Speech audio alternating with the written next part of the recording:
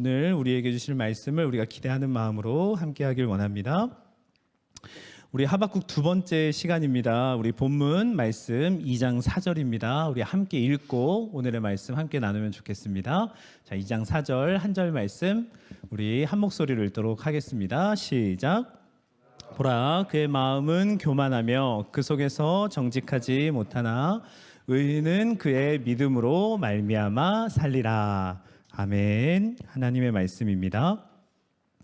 우리에게 굉장히 잘 알려져 있고 우리가 또 붙들고 가는 말씀 중에 하나죠. 의인은 그의 믿음으로 말미암아 살리라. 오늘 하박국 1장 12절부터 2장 4절까지의 말씀을 우리가 함께 보도록 하겠는데요. 우리 사전 질문을 좀 마음속에 먼저 담고 시작하시면 참 좋을 것 같습니다. 제가 세 가지 질문을 이렇게 말씀을 준비하면서 주시는 마음이 있어서 이렇게 질문을 좀 담아봤습니다. 자, 첫 번째 질문입니다. 나는 하나님을 얼마나 신뢰하고 있는가? 자, 스스로 좀 질문을 해보시기 바랍니다. 나는 얼마나 믿고 따르고 있는가, 신뢰하는가? 두 번째입니다. 나는 기다리고 인내할 줄 아는 성도인가? 기다리고 인내할 줄 아는 성도인가? 두 번째 질문입니다. 자, 세 번째 질문. 내 믿음은 변하는 믿음인가? 변하지 않는 믿음인가? 이 질문을 좀 끝까지 계속해서 머릿속에 두시면서 이 하박국 두 번째 시간을 가지실 때 계속해서 스스로에게 질문하시면 좋을 것 같아요. 난 하나님을 얼마나 신뢰할까? 나는 기다리고 인내할 줄 아는 사람인가? 내 믿음은 변하는가? 변하지 않는가? 이것을 좀 깊이 묵상하시면서 함께 하박국 두 번째 시간 가면 좋겠습니다. 하박국서는 총 3장으로 이루어져 있고요. 지난번에 저희가 첫 번째 시간으로 하박국의 첫 번째 질문, 하나님을 향한 첫 번째 질문과 또 그에 대한 하나님의 첫 번째 응답을 저희가 함께 나눴습니다. 그래서 저희가 포기하지 않고 끝까지 기도하자를 붙들고 함께 기도했었죠. 오늘은 이제 두 번째 하박국의 질문, 그리고 두 번째 하나님의 답변이 나오는 시간입니다. 오늘은 그 부분만 함께 좀 나누도록 하겠습니다. 자, 하나님을 향한 하박국의 이제 두 번째 질문, 우리 들어갈 때 12절 말씀을 함께 읽어보도록 하겠습니다. 시작. 선지자가 이르되 여호와 나의 하나님, 나의 거룩한 이시여, 주께서는 만세 전부터 계시지 아니하시니이까 우리가 사망에 이르지 아니하리이다. 여호와여, 주께서 심판하기 위하여 그들을 두셨나이다. 반석이시여, 주께서 경계하기 위하여 그들을 세우셨나이다. 아멘. 하박국 1장 12절입니다.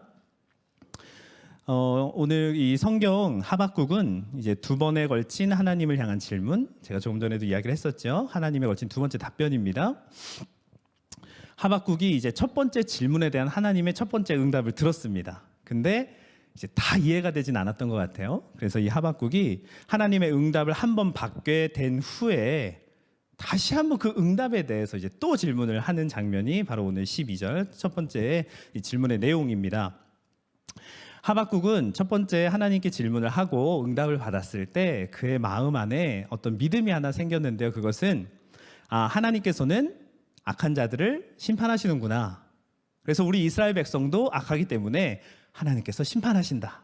이것은 받아들였습니다. 그래, 우리 이스라엘 백성들도 이 남유다 백성들도 지금 너무나 죄 가운데 있기 때문에 하나님께서 우리를 심판하시는구나. 이거는 받아들였어요. 근데 한 가지가 여전히 받아들여지지 않는 상황입니다. 하박국에게는. 그게 뭐냐면 여전히 악한 바빌론을 들어서 자신들을 이제 심판하신다라는 것을 이제 하박국은 여전히 이해를 좀 할 수가 없습니다. 하박국은 이 바벨론에 대해서 더 악한 민족으로 받아들이고 있습니다. 더 악한 민족. 이스라엘 백성은 덜 악한 민족, 이제 바벨론은 더 악한, 그들은 포악합니다. 그들은 강포합니다. 더 악한 민족으로 이해를 하고 있는 것이죠. 이것이 하나님의 정의, 하나님의 거룩하신, 하나님의 신실하심과는 이 하박국은 여전히 좀 이해가 되지 않았던 거예요. 우리도 악한 백성이니 하나님이 결국 심판하시는구나. 그런데 왜 더 악한 바벨론일까? 이 부분은 아직 이해가 되지가 않는 겁니다. 우리는 대개 이 500만 원을 횡령한 사람보다 50억을 횡령한 사람을 이제 더하다라고 표현을 많이 하죠. 야, 진짜 나쁜 사람이다라고 표현을 해요. 저 사람은 죄질이 더 더럽다. 여러분, 근데 하나님의 입장에서 이 죄의 경중이 있을까요? 50억을 횡령한 사람이나 500만 원을 횡령한 사람이나 혹시 그것이 좀 다를까요? 그것은 우리의 기준에서 이제 죄가 다를 뿐입니다. 그 사람은 50억을 횡령할 수 있는 어떤 기회가 또 있었고 상황이 있었겠죠. 만약에 500만 원을 횡령하려고 했던 사람이 또 50억을 횡령할 상황이 있었다면 그 돈을 가져가지 않았을까요? 어쨌든 하박국은 이런 부분들이 좀 이해가 되지 않는 겁니다. 도대체 왜 더 악한 바벨론을 하나님은 세우셨을까? 우리는 이렇게 작고 약한데 왜 하나님은 그러셨을까? 이 부분이 아직 하박국은 이해가 되지 않는 것이죠. 그래서 하박국이 첫 번째로 하나님께 들은 그 답변은 좀 예상 밖의 답이었던 겁니다. 왜? 라는 것이 하박국에게 계속해서 이 질문으로 남아 있었던 것이죠. 그래서 하박국은 두 번째 질문을 하면서 그들이 얼마나 나쁜 악한 자들인지를 이제 하나님께 좀 고발을 합니다. 두 번째로 좀 보도록 할게요. 공의로우신 하나님 파트로 좀 넘어갑니다. 자, 하나님을 향한 하박국의 첫 번째 질문을 할 때 이 하박국은 이런 고백을 했어요. 언제까지 기다려야 됩니까? 어찌하여 그러십니까? 이제 못 기다리겠다라는 거죠, 하나님께. 하박국의 첫 번째 질문은 언제까지? 도대체 어찌하여 우리를 이렇게 내버려 두십니까? 하나님을 향한 기다리지 못하는 약간 불안한 마음이 많이 표현되어 있었어요. 첫 번째 질문에는. 그런데 이 두 번째 질문부터는 이 부분은 하박국이 좀 넘어갑니다. 그리고 이제 내가 한번 하나님의 얘기를 좀 들어봐야 되겠습니다. 하나님, 이해되지 않는 부분에 대해서 좀 말씀해 주십시오. 이렇게 하박국은 이야기를 하고 있는 것이죠. 이렇게 탄식했어요. 주께서는 만세 전부터 계시지 않았습니까? 여러분, 우리가 질문을 언제 던지죠? 진짜 답답할 때 질문을 해요. 진짜 좀 이해가 되지 않을 때, 야, 이게 이렇다고? 이게 진짜 그게 맞는 거야? 왜 그런 거야? 이러면서 우리가 질문을 하기 시작하죠. 하박국도 12절에서 한 것은 질문이 아닙니다. 하나님, 만세 전부터 계시지 않았어요? 안 계셨어요? 계셨어요? 이걸 물어본 게 아닙니다. 이제 그 답답함을 이제 강조하고 있는 것이 이 질문 화법, 의문형으로 등장을 하고 있는 것이죠. 한마디로 내가 하나님이라는 분을 믿고 있는데, 신뢰하고 있는데 도대체 왜 그러십니까? 라는 것을 이렇게 표현하고 있는 것이죠. 12절 이 두 번째 첫 질문 하박국의 첫 마디를 보면 우리가 이 하박국이 얼마나 하나님을 향해서 그냥 막 하나님 왜 그러세요? 하나님 신실하십니까? 정의로우십니까? 이 질문을 하지 않는다라는 것을 우리가 알 수 있어요. 그것을 어떻게 알 수 있냐면 두 번째 질문에서 이 하박국의 표현들에서 우리는 그걸 찾을 수가 있습니다. 하박국이 하나님을 뭐라고 부르냐면 이렇게 세 가지로 하나님을 좀 표현을 합니다. 여호와 나의 하나님, 나의 거룩하시니. 의심을 안 하는 거죠. 거룩하십니까? 라고 의심하지 않는 거예요. 두 번째, 만세 전부터 계시지 아니했습니까? 창세 하나님 아니십니까? 믿고 있는 거예요. 그런 분이시죠? 믿는 겁니다. 세 번째, 우리가 사망에 이르지 아니하리이다. 영원한 죽음에 빠지지 않는다라는 거예요. 구원의 하나님 아니십니까? 또 던지는 거예요. 나는 하나님 그렇게 믿고 있습니다. 창세 하나님이시죠? 창조주 하나님이시죠? 구원의 하나님이시죠? 나의 거룩한 하나님이시죠? 하박국의 이 표현을 보면 하나님을 부르고 있는 이 호칭을 보면 우리는 하박국의 믿음을 좀 볼 수가 있습니다. 믿고 외치고 있는 상태인 거예요. 그냥 당신은 누구십니까? 당신은 나한테 왜 그러십니까? 이런 단순한 탄식은 아니라는 겁니다. 하박국의 두 번째 이 질문은 하나님과의 깊은 신뢰 속에서 이루어지고 있는 그러한 질문이라는 것이죠. 하나님에 대한 신뢰가 없는 사람들은요, 하나님을 떠난 사람들은 기도조차 하지 않습니다. 탄식조차 하지 않는 것이죠. 하박국은 하나님을 떠난 상태가 아닙니다. 하나님을 외면하고 하나님을 등지고 하나님께 탄식하는 것이 아니라 하나님을 완전히 바라보면서 더 강조하면서 부르짖고 있다라는 것이죠. 하나님께 따지듯이 이렇게 하박국이 말은 하고 있지만 이것은 정말 따지는 것이 아니라 그만큼 간절함이 있다라는 겁니다.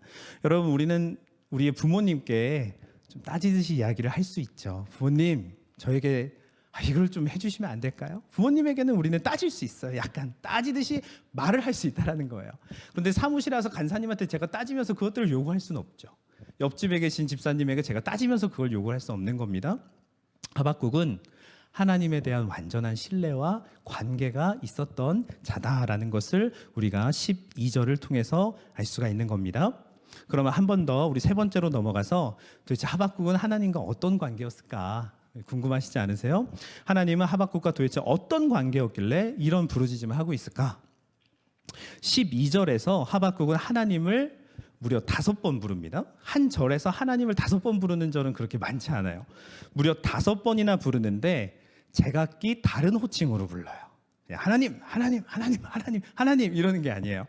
첫 번째로 여호와라고 부릅니다. 그리고 나의 하나님이라고 불러요. 그리고 세 번째로 나의 거룩한 분이라고 표현을 합니다. 그리고 네 번째 여호와 다시 부르죠. 여호와 하나님. 그리고 다섯 번째 반석이라고 부릅니다. 반석. 하나님을 무려 5번이나 골고루 섞어가면서 부를 수 있는 걸 이 하박국은 부르고 있다는 것이죠. 여러분, 하나님을 불러본 자라는 거예요. 하나님과의 깊은 관계 속에 있다는 겁니다. 우리가 어떤 호칭을 쓴다는 것, 어떤 다른 그런 걸 쓴다는 것은 웬만한 관계가 있지 않으면 쓸 수가 없어요. 제가 평상시에는 수진 간사님을 수진 간사님이라고 불러요. 근데 주일에는 이수진 집사님이라고 불러요. 그리고 아이들과 함께 있을 때는 수진 언니라고 불러요. 저는 그걸 들었기 때문에 언니라고 부르더라고요, 아이들이. 이런 것들을 저도 함께 쓰는 겁니다. 관계가 없으면 이거 모르죠. 야, 왜 목사님이 저분을 언니라고 부르지? 궁금한 거예요. 관계가 없으면 이렇게 다양하게 부를 수가 없다는 겁니다. 하박국은 하나님과 자신의 이 오래된 관계를 이렇게 명칭으로서 다양하게 표현을 하고 있습니다. 여러분들이 12절에서 이런 다양한 하나님과 하박국의 관계를 좀 면밀히 살펴보시면 굉장히 좋을 것 같아요. 정말 계속 기도해야 되는구나. 정말 하나님께 구해야 되는구나. 그냥 힘들 때 잠깐 나와서 구하는 게 아니구나. 하박국의 기도는 그만큼 간절한 것이구나 라는 것을 이 12절 다양한 하나님의 이 부르는 호칭들에 대해서 우리가 그것을 찾을 수가 있다는 겁니다. 특별히 이 반석, 마지막에 불렀던 이 반석이라는 것은 여호와 하나님에 대한 이 절대적인 신뢰를 보여줍니다. 절대적인 신뢰인 거예요. 반석. 하나님께 반석이라고 표현하는 거, 즉 하나님께로 가면 나는 안전하다. 하나님 위에 내가 서기만 하면 나는 형통하다라는 것을 표현한 것이 바로 이 반석이라는 표현입니다. 사실 저희는 그렇게 하나님께 나의 반석이시여 이런 표현을 잘 안 쓰는데 한번 써보시면 좋을 것 같아요. 나의 반석이시여, 나를 붙잡아 주십시오. 내가 당신에게만 가면 형통하길 원합니다. 하박국은 이와 같은 모든 표현을 쓴 것입니다. 자, 이 하박국과 하나님에 대한 이 신뢰 관계, 자 이제 13절로 넘어가면 더 두드러집니다. 우리 네 번째 하나님의 이제 속성에 대해서 알아볼 텐데요. 13절을 함께 읽고 함께 보도록 하겠습니다. 시작. 주께서는 눈이 정결하시고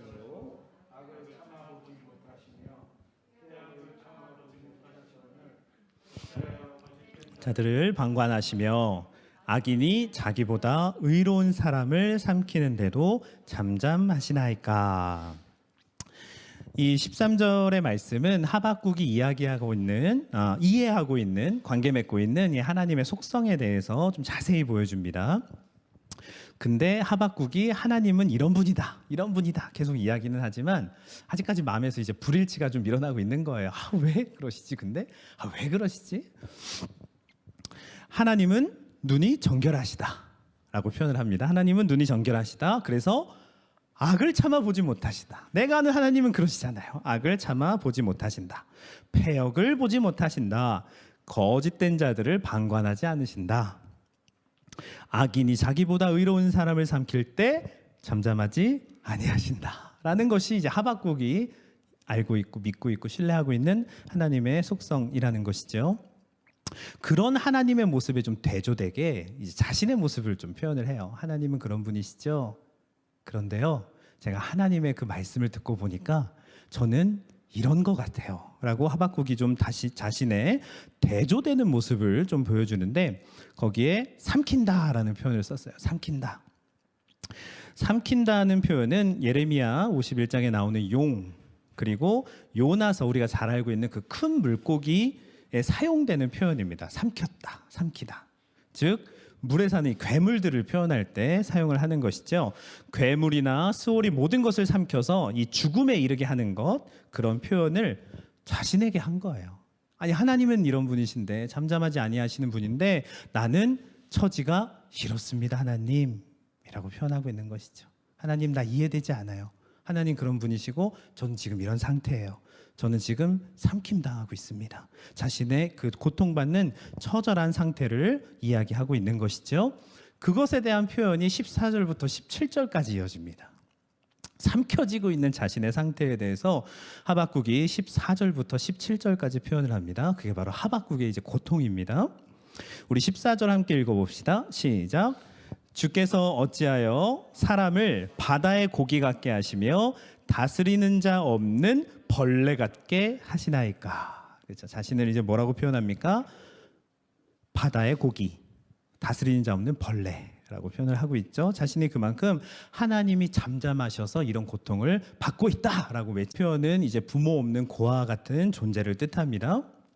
하나님이 사람을 창조하실 때 어떻게 하셨죠? 물고기를 맡기셨죠. 그렇죠? 벌레도 맡기시고 다 맡기신 겁니다. 다스리시는 하나님의 이제 대리 통치자로 세우셨는데 자기가 이제 그런 정도의 수준밖에 안 된다라는 거예요. 나는 인간이 아니라 이제 물고기 정도입니다. 나는 벌레 정도입니다. 대개 우리가 이제 하나님을 이해할 수 없을 때, 또 고통 가운데 있을 때 이와 같은 표현이 많이 나오죠. 하박국도 똑같이 외치고 있는 겁니다. 똑같이 인간이었기 때문에 왜 날 버려두십니까? 왜 나를 고아같이 두세요? 왜 나를 아무도 관리하지 않는 그냥 정처 없이 떠돌아다니는 물고기와 벌레 정도로 나를 두십니까? 이게 바로 하박국의 고통스러운 표현입니다. 이어서 15절 읽어보겠습니다. 시작. 그가 낚시로 모두 낚으며 그물로 잡으며 투망으로 모으고 그리고는 기뻐하고 즐거워하여. 악인들의 기쁨, 악인들의 즐거움을 이렇게 표현합니다. 하박국은 악한 바벨론을 낚시하는 어부로 비유를 합니다. 자기 물고기요, 그들은 낚시하는 어부입니다. 자신이 이제 곧 그들의 소나기에 잡혀서 죽임을 당할 것이다. 나는 비참합니다. 계속 이야기합니다. 16절로 넘어가겠습니다. 시작. 그물에 제사하며 투망 앞에 분향하오니 이는 그것을 힘입어 소득이 풍부하고 먹을 것이 풍성하게 됨이니이다. 제사와 분향은 특히 이 바알에게 제사하는 이 상징적인 표현입니다. 바알에게 제사를 할 때 많이 사용되는 표현입니다. 바알에게 제사하듯 자신들의 힘만 믿고 있는 이 바벨론을 고발하고 있는 것이죠. 그들은 자신의 힘을 신처럼 의지하고 있습니다. 그물에 제사한다. 그물이 그들의 신이라는 것이죠. 그들은 힘을 믿고 있습니다 라고 하박국은 고발하는 것입니다. 마지막 17절입니다. 시작. 그가 그물을 떨고는 계속하여 여러 나라를 무자비하게 멸망시키는 것이 옳으니까. 또 질문이에요. 이건 진짜 질문이 아니라 또 강조하고 있는 겁니다. 이거 맞습니까, 주님? 또 하나님 앞에 탄식하고 있는 것, 이 절정의 표현입니다. 이게 옳습니까? 라고 하고 있는 것이죠. 저희도 사실 이해되지 않는 부분 앞에서는 질문이 나와요. 이게 설마 진짜예요? 우리는 정말 이해가 되지 않을 때 질문이 나온다라는 거예요. 저도 하이가 어느 날 갑자기 집을 막 다 어질러놓고 막 다 쏟아놓고 막 하면은 너 왜 그러는 거야? 라고 표현을 하지. 그래 잘한다 막 이렇게 표현하지 않아요. 너 도대체 왜 그래? 무슨 정신이야? 질문형이 계속해서 의문형이 나온다라는 것이죠. 하박국은 현재 그런 상태라는 것입니다. 1장 17절 끝까지 하박국은 여전히 하나님을 믿지만, 신뢰하지만, 의지하지만 이해는 다 되지 않는 것, 그것이 바로 1장 마지막까지의 이야기입니다. 그러면 이제 2장부터 1절부터 4절까지 무엇이 나오느냐? 하나님의 답변이 나옵니다. 여러분 그래도 참 대단하지 않아요? 하박국이 부르짖을 때 하나님은 응답하셨다라는 겁니다. 우리는 끝까지 하박국의 기도를 할 필요가 있습니다. 그것이 바로 1절에서 나옵니다. 한번 같이 읽어봅시다. 2장 1절 말씀입니다. 시작. 내가 내 파수하는 곳에 서며 성루에 서리라. 그가 내게 무엇이라 말씀하실는지 기다리고 바라보며 나의 질문에 대하여 어떻게 대답하실는지 보리라 하였더니. 하박국은 자신이 가진 그 이해되지 않는 질문에 걸려서 하나님을 떠나지 않았습니다. 끝까지 파수하는 곳 성루에 서 있었다라는 것이죠. 그리고 자신이 그 남유다 백성들을 대표하여서 하나님 앞으로 나갑니다. 그리고 진짜 하나님에게 죽임을 당하더라도 이 외침을, 이 탄식을 내가 해야 된다라는 것이 하박국의 믿음이었던 것이죠. 내가 백성들을 대변하여 짊어지고 내가 가겠습니다. 하박국 2장 1절은 이 선지자가 파수꾼처럼 성내에 서서 있다라고 표현을 하고 있습니다. 그것은 이제 파수꾼처럼 성내에 선다는 것은 하나님의 대답을 내가 정말 다 이해하지가 않고 아직도 내가 받아들여지진 않지만 내가 끝까지 여기 있겠습니다라는 정말 우리가 믿음으로 살아가야 되는 신앙의 본보기를 좀 보여주는 장면입니다. 즉 성루 파수꾼처럼 선다는 것은 포기하지 않는 기도의 자리를 보여줍니다. 포기하지 않는 기도의 자리. 내가 파수꾼과 같이 성루에 서 있다, 포기하지 않았다라는 거예요. 이해는 되지 않아도, 우리 모두와 같이 정말 다 이해되지 않아도 포기하지 않았다라는 겁니다. 포기하지 않는 기도의 자리, 그리고 하나님의 응답의 자리라는 것입니다. 하박국은 포기하지 않았고요. 결국 그 성루에서 하나님의 답을 듣게 되었다라는 거예요. 듣고 심지어 깨닫게까지 되는 것이죠. 그래서 3장 이후에 찬양, 하박국의 찬양까지 갈 수가 있는 겁니다. 그 부분은 다음 주에 우리가 함께 보도록 하겠습니다. 여러분, 하박국은 하나님의 말씀을 받기 위해서 굉장히 인내했고 끝까지 좀 그것을 듣기 위해서 끈기 있게 매달린 자입니다. 우리 하박국의 이름의 뜻이 뭐라 그랬죠? 매달리는 자라고 우리가 첫 시간에 함께 배웠었죠. 그 인내함의 결과로 오는 것은 이 하나님의 응답이라는 것입니다. 자, 인내와 기다림. 자, 사실 우리가 제일 어려워하는 단어기도 해요. 우리가 하나님의 그 뜻, 하나님의 계획하심 알 수 없습니다. 정말 다 알 수는 없어요. 가면서 알아가기도 하고 또 살면서 깨닫기도 하는데, 우리는 하나님의 이 계획하심을 이해할 수 없을 때 하나님께서 그 일들을 어떻게 마무리하시고 또 어떻게 잘 정리해서 이끌어 가시는지 우리는 끝까지 볼 필요가 있습니다. 그것을 보지 않고 쉽게 포기하고 떠나는 우리 성도들의 모습이 참 많다라는 것이죠. 하나님은 결국에는 공평하고 공의롭게 그 일들을 이루실 것입니다. 단 인내와 기다림이 없는 자들은 이 믿음 없이 하나님의 뜻을 받아들이지 못해서 늘 탄식만 하는 것이죠. 하박국의 탄식은 제가 계속해서 강조했어요. 그냥 탄식이 아니에요. 하나님 왜 그러세요? 저는 하나님 못 믿어요. 하나님 공의로우신 분 아니시죠? 라는 탄식이 아니라는 겁니다. 하박국은 인내와 기다릴 줄 아는 자였어요. 그래서 하나님께 탄식을 드리고는 있지만 이 근본적으로 하나님을 향한 신뢰를 포기한 자는 아니었습니다. 하나님을 믿고 하나님을 신뢰하는 가운데 끝까지 탄식을 했다라는 것이죠. 이것이 바로 우리 신앙인들의 우리가 모범적으로 배워야 할 태도라는 것입니다. 자, 인내라는 것은 마태복음 7장 7절에 아주 자세히 나와 있습니다. 구하라, 그리하면 주실 것이요, 찾으라, 그리하면 찾아낼 것이요, 문을 두드리라, 그리하면 너희에게 열릴 것이다. 여러분, 인내는 마치 이와 같은 거라는 거예요. 찾으라, 안 찾을래요. 그만 찾을래요. 아이 됐어요. 구하라, 아이 그만 구하겠습니다. 너무 피곤합니다. 이젠 지쳤어요. 두드려라, 아이 못 두드리겠습니다. 안 열리던데요. 이것은 믿음 없는 자의 탄식이라는 거예요. 아, 나 해봤어요. 아, 아니던데요. 이것은 정말 허공을 찌르는 탄식이라는 거죠. 신뢰가 없는 겁니다. 기다림이라는 것은 이사야 40장 31절에서 우리가 그 기다림이 무엇인지 알 수가 있습니다. 오직 여호와를 앙망하는 자는 기다리고 있는 것이죠. 여호와를 앙망하는 자는 새 힘을 얻을 것이다. 독수리가 날개치며 올라간 것 같을 것이요, 다른 박질하여도 곤비하지 아니하겠고 걸어가도 피곤하지 아니할 것이다. 기다리는 자, 오직 여호와를 앙망하는 자는 새 힘을 얻게 될 것이다 라고 하나님께서는 우리에게 약속을 하고 계십니다.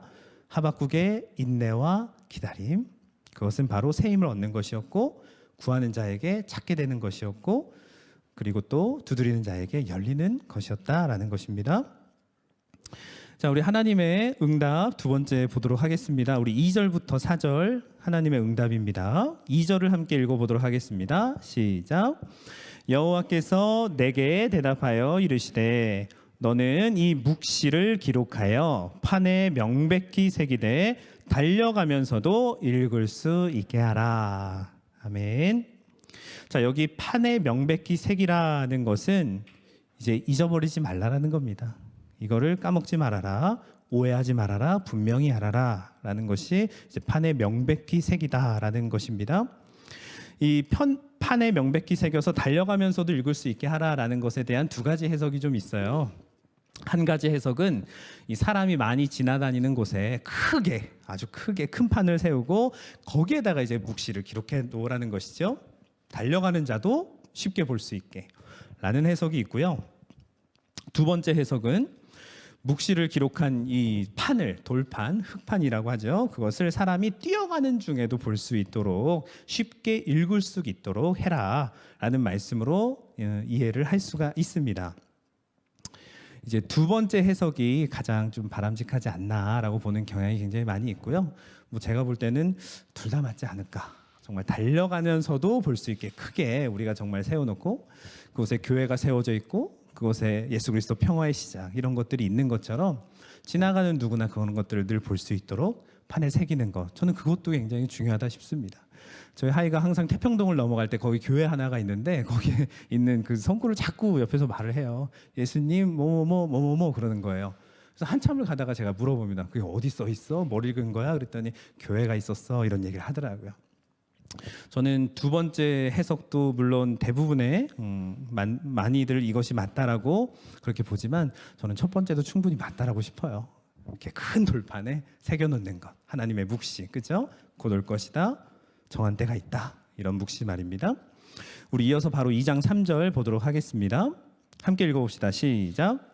이 묵시는 정한 때가 있나니 그 종말이 속히 이르겠고 결코 거짓되지 아니하리라.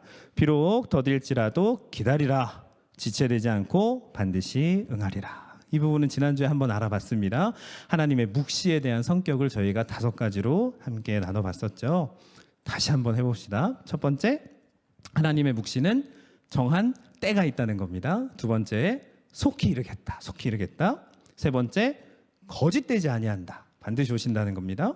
네 번째, 그것이 더딜지라도 기다려라. 다섯 번째, 지체되지 않고 반드시 응할 것이다. 이게 하나님의 묵시의 성격입니다. 5가지. 많은 이 신앙의 위인들은 하나님으로부터 이 명확한 약속을 받았던 건 아니었어요.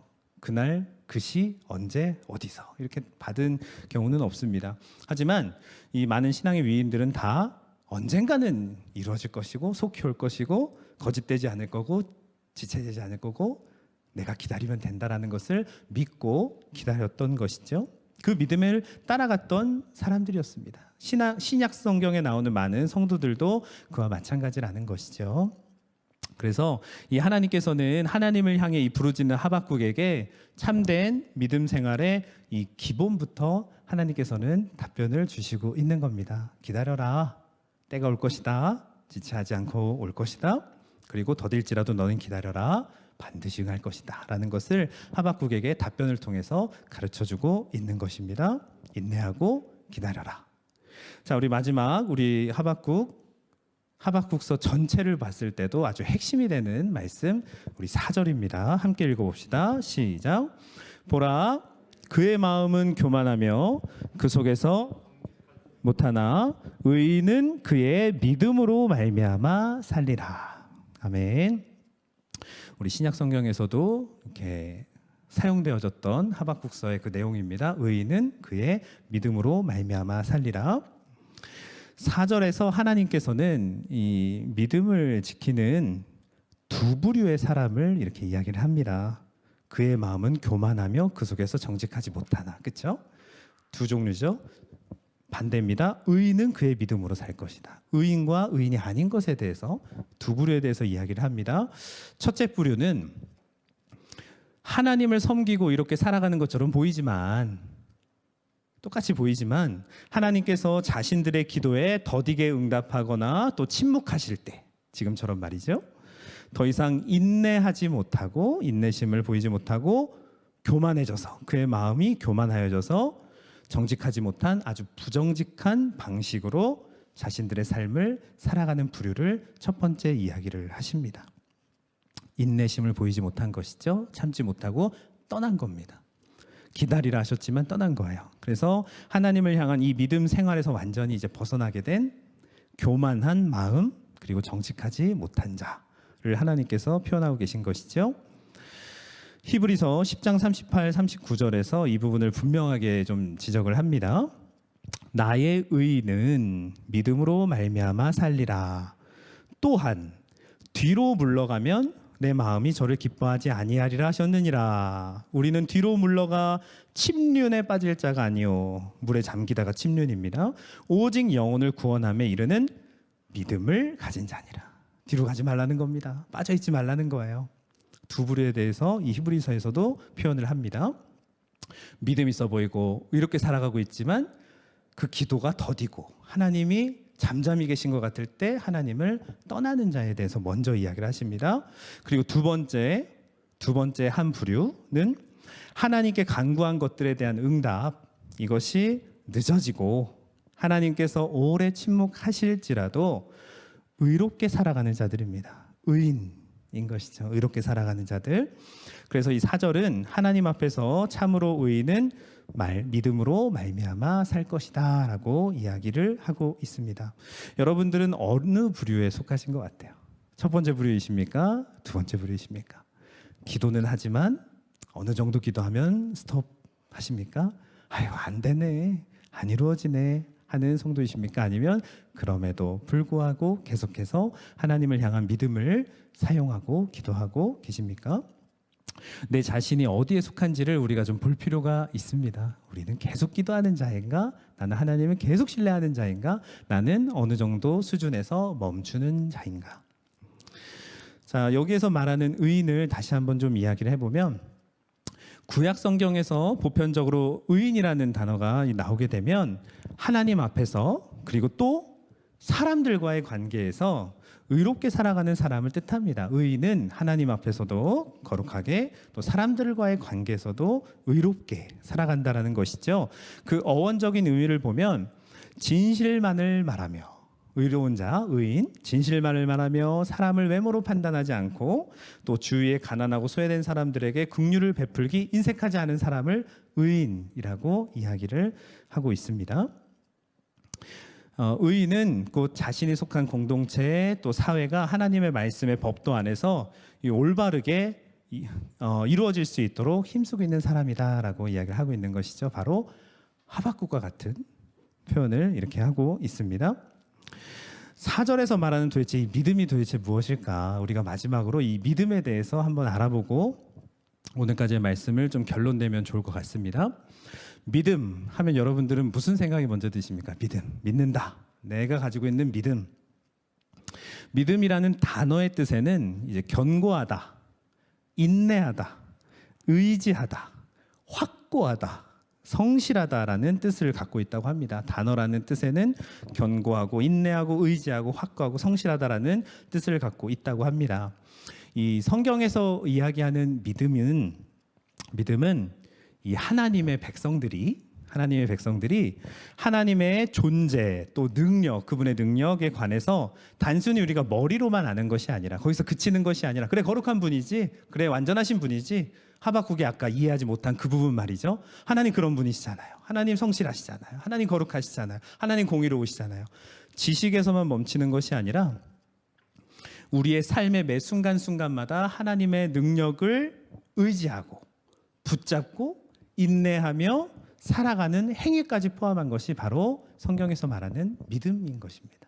그냥 머리로만 이해하는 것이 아니라 그냥 끄덕끄덕하고 그래 내가 그것을 받아들일게 하고 멈추는 것이 아니라, 그 신앙 고백으로 끝나는 것이 아니라 지식의 이해를 이제 완전히 넘어서서 하나님의 말씀이라면 내가 믿고 따른다까지 갈 수 있는 것이 바로 믿음이다라고 하고 있습니다.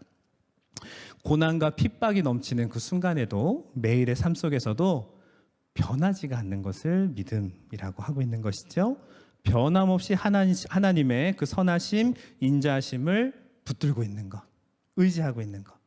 믿음을 써야 할 때 고난과 핍박의 그 상황 속에서 가장 먼저 하나님을 붙잡는 것, 이것을 믿음이라고 표현하고 있습니다. 나는 그분을 신뢰하는 것은 흔들리지 않아. 이해는 되지 않지만 그분을 붙잡는 것, 이것을 믿음이라고 이야기를 합니다. 그래서 4절에 나오는 오직 의인은 믿음으로 말미암아 살리라, 오늘의 제목이죠. 오직 의인은 믿음으로 말미암아 살리라는 말은 이렇게도 바꿀 수가 있습니다. 이미 하나님의 은혜로 하나님의 백성된 우리가 하나님을 끝까지 신뢰하고 끝까지 인내하면서 살리라 라고 표현을 바꿀 수도 있습니다. 오직 의인은 믿음으로 말미암아 살리라. 사실 우리가 쉽게 잘 이해되지 않는 구절이거든요. 믿음으로 말미암아 사는 것이 무엇일까? 그것은 곧 하나님의 은혜로 백성된 우리가 끝까지 신뢰하고 하나님을 끝까지 인내하면서 살아가는 것. 그것을 의인은 오직 믿음으로 말미암아 살리라 라는 표현입니다. 바울은 로마서 1장 17절에서 이 부분을 인용을 합니다. 예수님의 복음을 완전히 믿고 따르는 사람은 바로 이 경지에 이를 수 있다라는 것이죠. 17절 로마서 1장 17절입니다. 복음엔 하나님의 의가 나타나서 복음에는 믿음으로 믿음에 이르게 하나니 기록된 바 오직 의인은 믿음으로 말미암아 살리람과 같으니라. 예수님의 복음을 믿는 자들은 이 삶을 살 수 있다라는 것이죠. 믿음으로 살 수 있다. 인내하며 기다릴 수 있다. 하나님의 말씀이라면 끝까지 따를 수 있다. 그것을 믿고 붙잡는 자이다. 그 삶을 예수 그리스도의 복음으로 살 수 있다. 그것이 나타내어진다 라고 바울은 로마서에서 표현을 한 것이죠. 네, 오늘 하박국 1장 12절부터 2장 4절까지의 결론을 좀 함께 내도록 하겠습니다. 오늘 하박국은 질문을 또 했어요. 하나님을 의심하는 질문은 아니었습니다. 붙잡고 있었어요. 하지만 여전히 이해되지 않고 해결되지 않는 그 질문이 하박국 머릿속에 있었던 것이죠.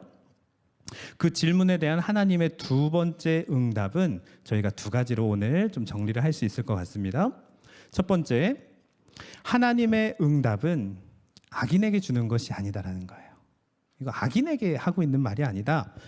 지금도 고난 속에서 흔들리지 않는 믿음을 가지고 아무리 힘들어도 아무리 어려워도 흔들리지 않는 믿음을 갖고 견디고 버티고 있는 의로운 성도들에게 주시는 응답이라는 겁니다. 이거 악인에게 주는 거 아니에요. 악인은 이것을 받아들일 힘도 없습니다.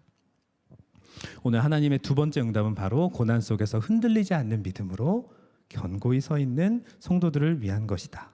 하나님의 관심사는 저 악인들에게 가 있는 것이 아니라 그들을 어떻게 들어 쓰시고 이런 부분에 가 있는 것이 아니라 우리 구원받은 성도들에게 있다라는 것이죠. 하나님의 두 번째 답변은 바로 이러한 내용을 담고 있습니다. 하나님은 의인에 관심이 있다. 둘째로 하나님의 두 번째 응답은 의인은 믿음의 삶이 있어야 된다는 것입니다. 믿음의 삶이 있어야 된다. 믿습니다. 아멘. 이것이 아니에요. 물론 우리가 아멘으로 고백하죠. 그러면 이제 우리의 삶이 있어야 된다는 겁니다. 믿습니다. 믿습니다. 우리가 많이 그랬죠. 말로는 누구나 할 수 있죠. 주여 주여 하는 자마다 다 구원을 받지 못한다 하셨습니다. 믿음의 삶이 있어야 된다는 것을 의인은 믿음으로 살리라 라고 말씀을 해주신 겁니다. 하박국 선지자는 이 악한 바벨론 존재에 대해서 내가 이제 불평을 그만해야 되겠구나. 아까 얼마나 늘어났습니까? 13절부터 17절까지 그죠? 그들은 악해요. 나를 물고기로 만들어버렸습니다. 벌레같이 만들어버렸어요. 그들은 낚시하는 어부 같습니다. 막 늘어났는데 내가 이제 불평만 하고 있을 게 아니구나. 내가 하나님을 그렇게 붙잡고 있었으면 나는 이제 살아야겠구나 하는 것을 하박국 선지자는 받아들인 것이죠. 믿어진 겁니다. 깨달아진 거예요. 하나님의 응답을 통해서 하박국 선지자는 그것을 받아들이기 시작한 겁니다. 악인은 반드시 심판할 것이니 너는 인내하고 기다리고 그 삶을 살아내라. 의인은 오직 믿음으로 말미암아 살아라 라고 우리에게 이야기를 한 것입니다. 여러분들에게도 분명히 어려움과 시련이 있으실 거란 생각이 들어요. 이 하박국서를 받아들일 때 우리에게 그 답이 좀 이렇게 분명하게 오기를 늘 우리가 바라거든요. 저 역시도 이제 어려움과 시련 그런 것들이 있었지만 지난주에 여러분들에게 고백을 했어요. 그렇죠? 누님에 대한 그 조카의 수술에 대한 부분을 제가 마지막에 이렇게 고백을 하면서 참 감사했던 것은 수술이 잘 맞춰지고 이 아이의 몸속에 더 이상 어떤 그런 나쁜 세포는 없는 것 같습니다라는 말을 들었을 때 참 기쁨이 나오더라고요. 그런데 잘 돼서 기쁘지 않았어요. 그죠? 제가 지난주에 함께 그것을 나누고 하나님은 선하시고 기도를 끝까지 하라 이렇게 말씀하셨잖아요. 우리가 함께 한 공동체로 그것을 나눌 수 있었고 또 함께 기도할 수 있었음이 참 그것이 너무나 감사하고 기쁘더라고요. 수술이 잘 돼서 기뻤습니다. 예전 같았으면 그렇게 고백했을 거예요. 아, 하나님 지금 계시는군요. 그런 고백이잖아요. 아, 하나님 지금 잘 됐네요. 그럼 만약에 수술이 잘못됐으면 저는 어떻게 고백을 했을까요? 그런 생각이 바로 들더라고요. 아, 내가 지금 하나님을 원망했을까? 그런데 그 작은 그 9kg 되는 아이의 몸속에서 1kg나 되는 그 덩어리를 제거를 했다고 하면서 이야기를 막 듣는데 그런 것들이 그렇게 귀에 막 들어오진 않더라고요.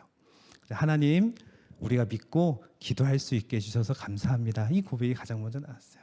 설령 그렇게 안 하셨을지라도 저는 하나님을 믿고 끝까지 기도하겠습니다. 이 마음을 주시더라고요. 그게 하박국을 준비했던 저에게 주셨던 가장 큰 은혜였습니다. 여러분들은 이 하박국서를 들으시면서 어떤 은혜를 누리고 계십니까? 한번 끝까지 기도해보고 계십니까? 저도 더 기도하기 위해서 노력하고 있습니다. 그런데 자꾸 포기하는 그 시점들이 자꾸 와요. 저를 포기하게 만드는 것들이 자꾸만 저를 감쌉니다. 악한 바벨론처럼 말이죠. 저를 흔들리게 하고 저를 제대로 서 있지 못하게 하지만 하나님께서는 우리에게 이 하박국서의 말씀과 같이 끝까지 기도하고 인내하고 기다리고 참고 너희들은 오직 의인처럼 믿음으로 말미암아 살아라 이렇게 이야기를 하시고 계십니다. 여러분, 하나님께서는 우리에게 정말 잘 사는 악인된 삶을 바라고 계시진 않습니다. 남들이 보기에는 잘 되는 것 같은 그 악인들의 삶을 우리가 사는 것을 바라고 계시지 않습니다. 우리가 하나님의 나라가 완성되는 것을 기다리는 게 지루할까요? 아니면 하나님께서 우리가 하나님께 이런 믿음의 고백을 드리는 것을 기다리고 계신 게 더 오래 걸리고 계실까요? 저는 후자가 더 길고 하나님께서 오래 기다리고 계시다라는 마음이 오늘 두 번째 시간을 준비하면서 하나님이 주신 마음이었습니다. 저희도 나름 오래 기다리고 있다고 많이 생각하고 있잖아요. 하나님 언제까지요? 하나님 어디까지입니까? 마치 우리가 굉장히 오래 기다리고 있는 것 같지만 하나님께서는 끝도 없이 기다리고 계십니다. 의로운 자가 믿음대로 살리라, 이 고백, 제가 믿음대로 살겠습니다. 이것을 하나님은 끝까지 기다리고 계시다라는 것이죠. 오늘 이 시간 우리가 하나님께 그 결단의 고백을 드리면 참 좋겠습니다. 하나님을 더 이상 기다리게 해드리는 것이 아니라 하나님, 제가 믿음으로 살겠습니다. 믿음으로 사는 한 사람이 되겠습니다. 하나님, 더 이상 기다리지 마십시오. 제가 바로 그 믿음대로 이제는 삶을 살아가겠습니다. 그렇게 주님께 고백을 올려드리는 저와 여러분들이 되면 좋겠습니다.